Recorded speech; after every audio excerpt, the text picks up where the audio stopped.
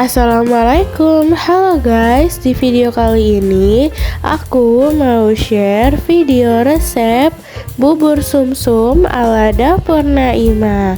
Ditonton videonya sampai habis ya.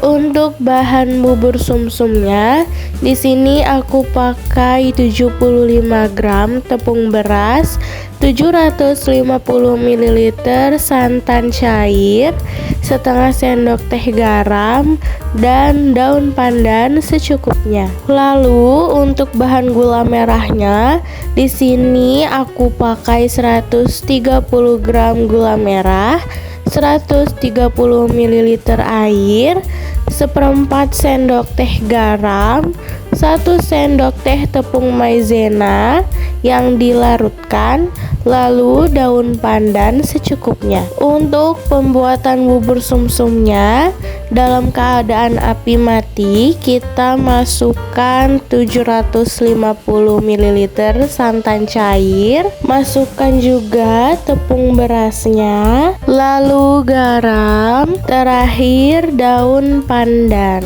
Kemudian kita aduk hingga bahan-bahannya tercampur dengan rata.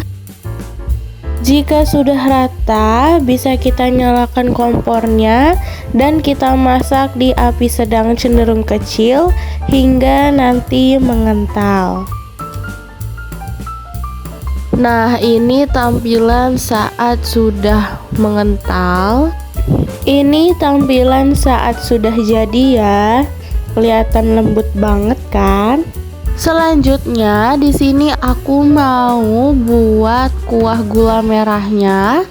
Pertama aku tuangkan air, lalu masukkan gula merah dan daun pandan. Kemudian kita masak hingga gula merahnya mencair. Tambahkan seperempat sendok teh garam. Kita aduk hingga tercampur. Terakhir, jika gula merahnya sudah mencair dan sudah mendidih, bisa kita masukkan 1 sendok makan maizena yang sudah dilarutkan. Kita aduk kembali hingga tercampur dengan rata. Jika sudah matang, selanjutnya bisa kita saring supaya tidak ada ampasnya dan siap disajikan. Tara, ini dia hasil dari video masak kita kali ini.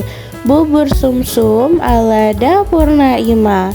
Ini bubur sumsumnya itu lembut dan rasanya gurih.